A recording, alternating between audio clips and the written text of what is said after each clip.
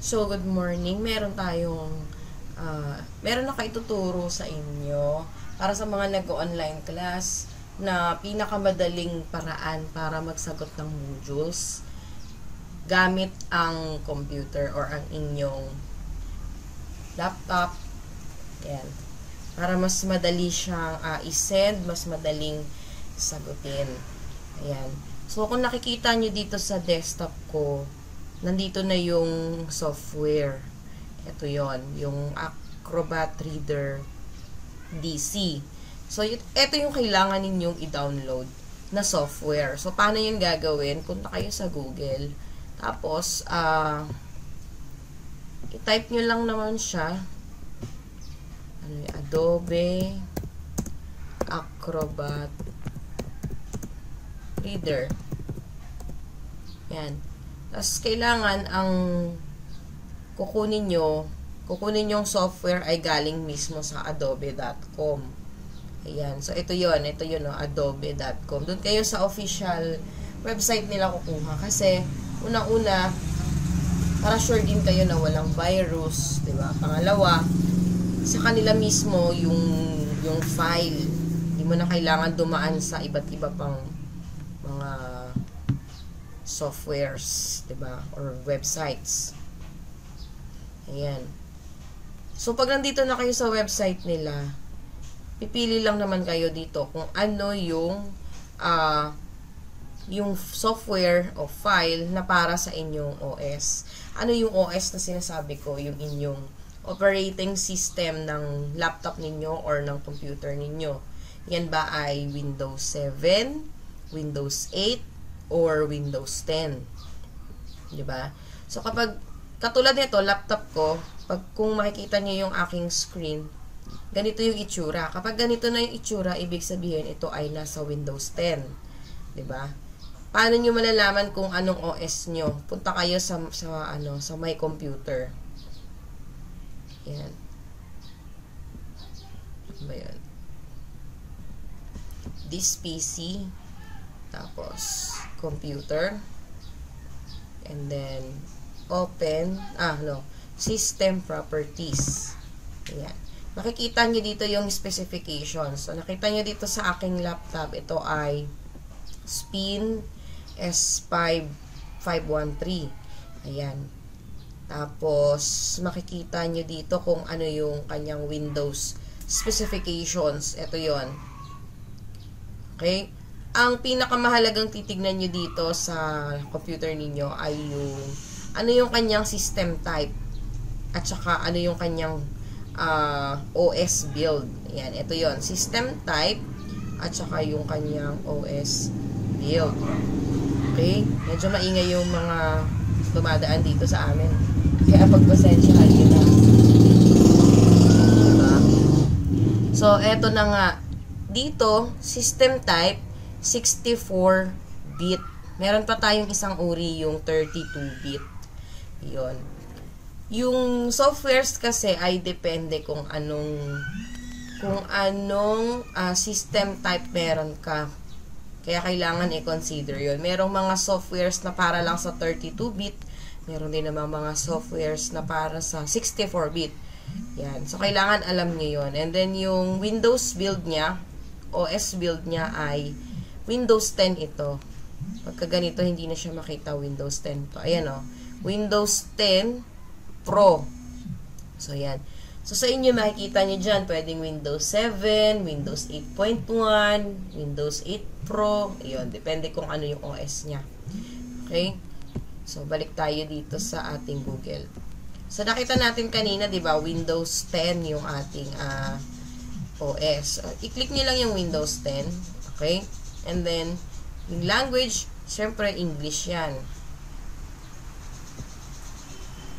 English, UK. And then, papipiliin ka niya kung anong version. Ayan. So, i-click mo lang yan. Ayun na. Lalabas na siya. Okay? May nakalagay dito optional offers, McAfee. So, kung ayaw mong i-install yan, ang McAfee ay isang antivirus. So, kung ayaw mo siya i-install, i-uncheck mo lang. Tapos, ito naman, get more out of Acrobat. Ito ay para sa Google Chrome extension. So, kalimbawa, meron kang ida-download na file, pwede na siyang mag-appear doon sa Google Chrome, sa Google tab. Diba, ganito. Lalabas na siya dito mismo yung file. Extension na yon. Okay? Pero kung gusto mo sa laptop lang, so, eto na siya. Kahit hindi mo na to i-uncheck. Okay? Pindutin mo lang yung download. Yan. So, mag-i-initialize siya.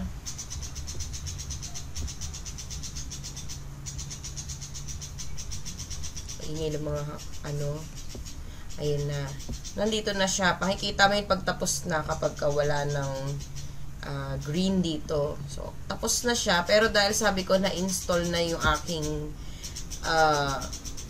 mismong software, hindi ko na siya kailangan i-install. Diba? So, pag in-open mo siya, i-click mo lang, automatic yung pag-setup magkakaroon ka ng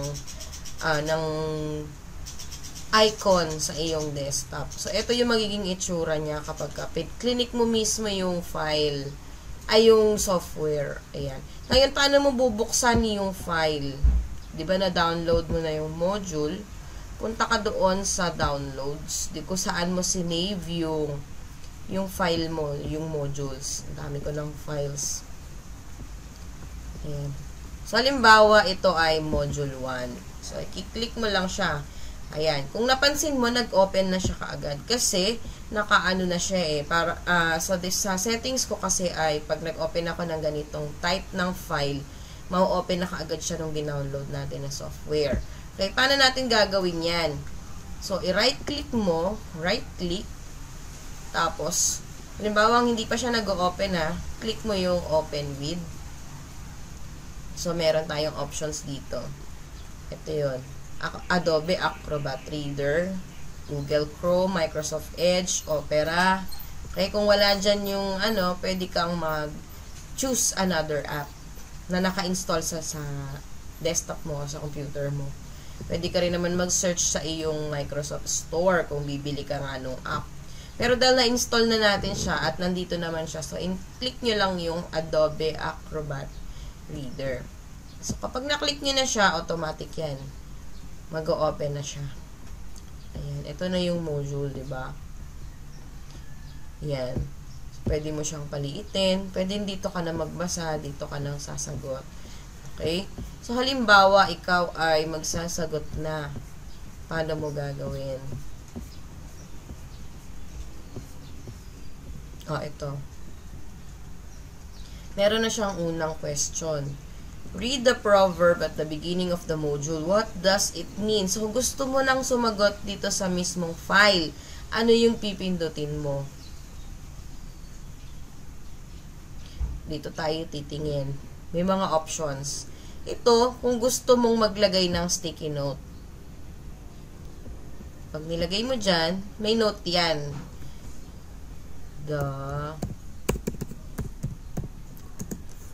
The proverb is.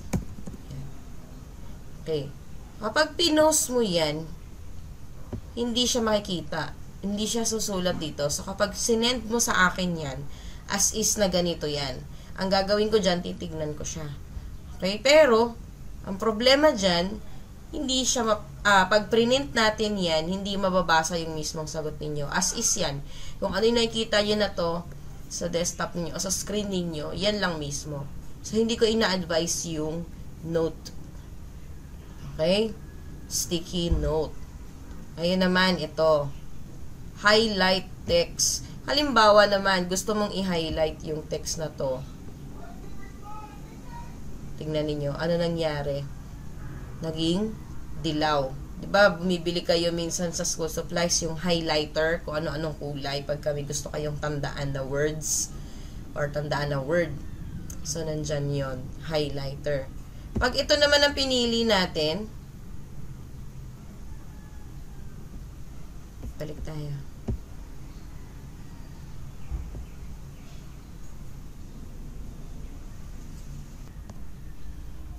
Yan. Pag ito naman, ano yung nakalagay dyan? Ito ay signed document by typing or drawing a signature. So, kapag linik mo yan, maglalagay ka ng sign. Pag sign, ito yung para sa mga pirma. O kaya drawing, kung anong gusto mong i-draw, iguhit sa iyong file. O kaya, pwede ka rin mag-type. Yan. So, pag linik mo yan, lalabas ito. Ito, yan. So, ito yung ginagamit para sa mga e-signatures. So, halimbawa, ito yung pirma ko, di ba? So, pag nilagay mo siya dyan, nandyan na yung pirma. Pag print yan, as is yan. Di ba? Kapag maglalagay ka naman ng symbol na X, di ba? Meron kayo mga tables dito sa module na lalagyan nyo ng X or check, di ba? Ayan. So, may X na siya. Pwede rin naman na check. Diba? Pagka gusto mo naman ng bilog, ayan, bilog. Pwede mong palakihin yan. Halimbawa, ito, bibilugan natin tong salitang read. Palalakihin mo lang, and then ililipat mo siya. Pag nakita nyo yung parang cross na yan, no? Yung cross na arrows, ibig sabihin, pwede nyo siyang palakihin. Pag nakita nyo naman yung arrow na yan, yung magkabilang dulo lang, ibig sabihin, pwede nyo palakihin. Teka, mali ako. Pag nakita nyo pala yung cross na arrows na yan, ibig sabihin, pwede nyo galawin, pwede nyo ilipat yung object. Pero kapag nakita nyo yung arrow na yan, ibig sabihin, pwede nyo palakihin or i-resize yung inyong image o picture. Yan. Kung ganito naman ang gusto nyong ilagay, pwede nyong palakihin yan, pwedeng paliitin. Diba? Pwede nyong, ayan o, lalaki siya, liliit. Kung gusto nyong burahin, click nyo yung parang trash bin. Ito naman ay malaking dot. O, diba? Okay. Nakita nyo na yung sign, diba? Ayan, pirma yan. Now, kung gusto niyo mag-type, ito yun. Add text. So, i-click mo lang siya, and then itapat mo siya kung saan mo siya ilalagay. Halimbawa, ayan. So, the proverb, medyo malabo kasi nandyan yung ating ginawang note kanina. So, dito tayo sasagot para maliwanag. Okay. Halimbawa, ano yung tanong niya dito? Read the objectives of the module. How does the proverb relate to the objectives? Okay, so pwede ka na mag-type. The proverb is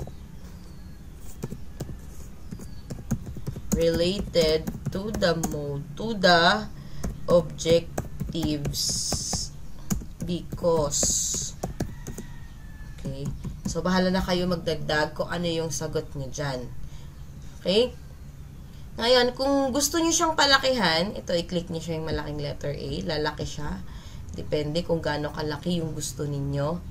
Kung gusto nyo na sakto lang, so, halimbawa, ganyan lang. O, lakihan ko pa ng konti. Yan. Punta kayo sa gilid. O, diba, lalabas yung parang cross na yan, yung may arrow sa both, sa lahat ng dulo ng cross. Ibig sabihin, pwede mo siyang ilipat. Diba?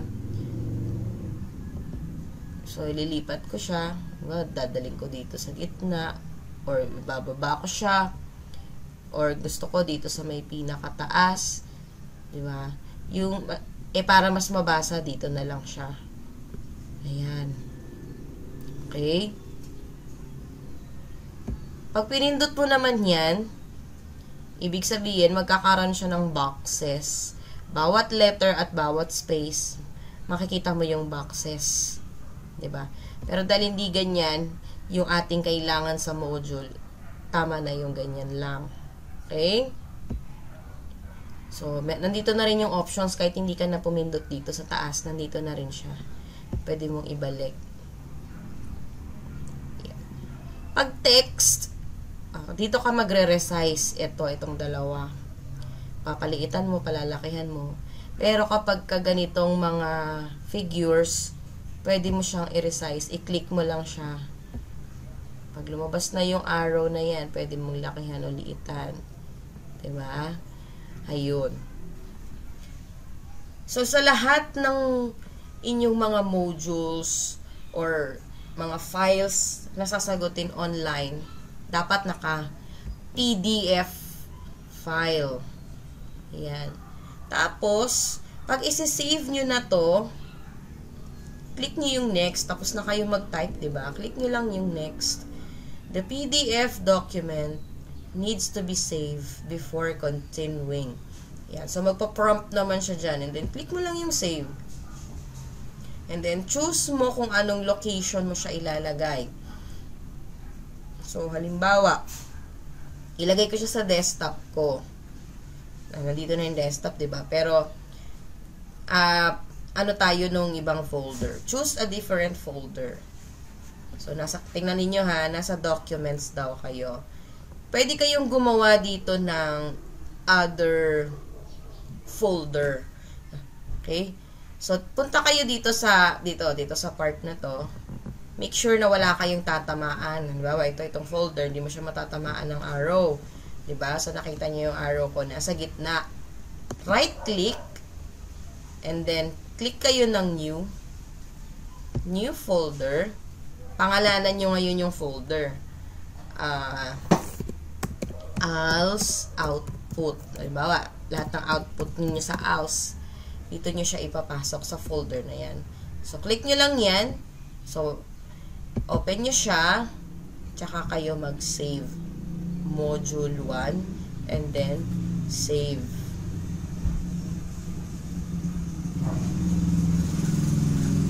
So, eto, medyo advanced na to, so hindi nyo na kailangan yan. So, kapag tinignan mo siya, exit natin to, i-close natin. Punta tayo doon sa ginawa nating folder kanina. Diba sa documents yon?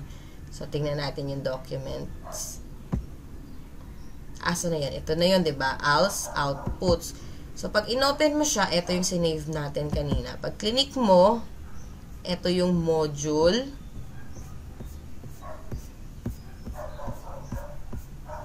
Saan yung sinagutan natin? Hanapin natin.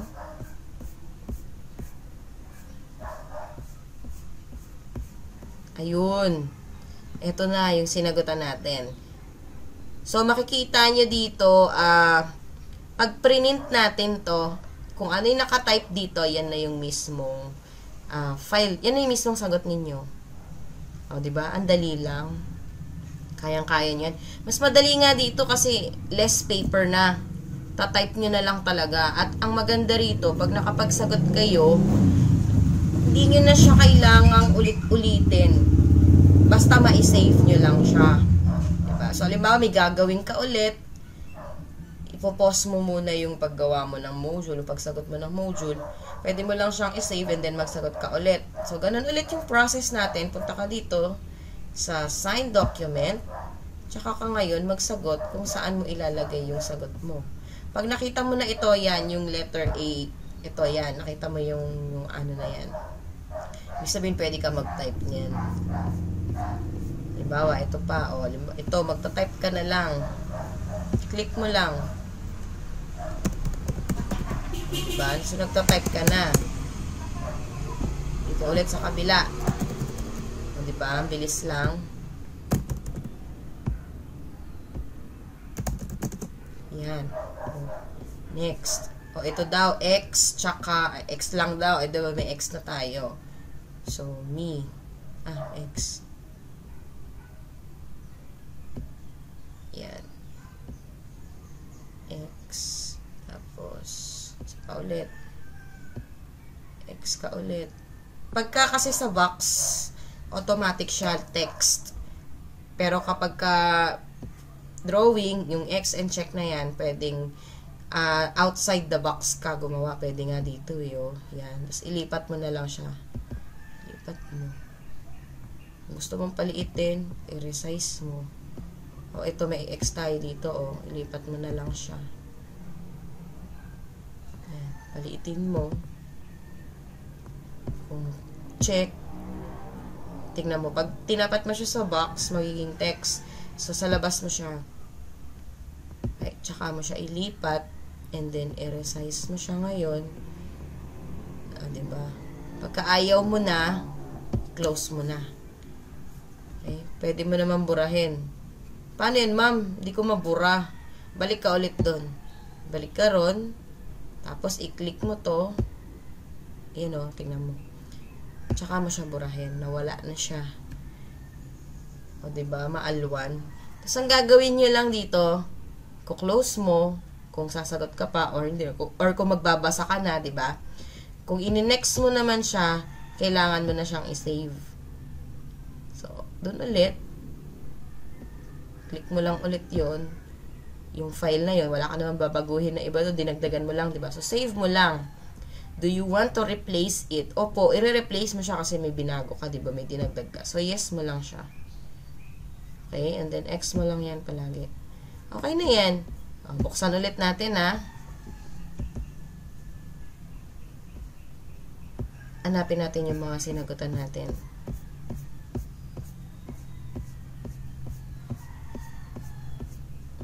Ayun, dito na siya. Ito na yung sinagot natin kanina.